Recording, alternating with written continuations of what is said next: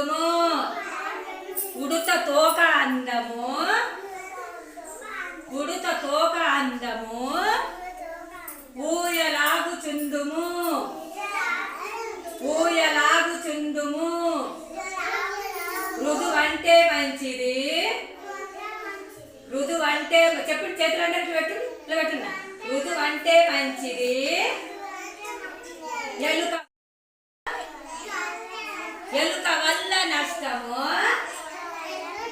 ఎన్ని ఎక్కితే ఇష్టము ఎన్ని ఎక్కితే ఏం చెబుతారా పెద్దలు ఇంకట ఏమిటారు ఎలుకు ఇంకటి ఏమంటుంది ముక్కు తొండము చిన్నగా తోక తొండ ఉంటుందా పొడుగు తొండముందా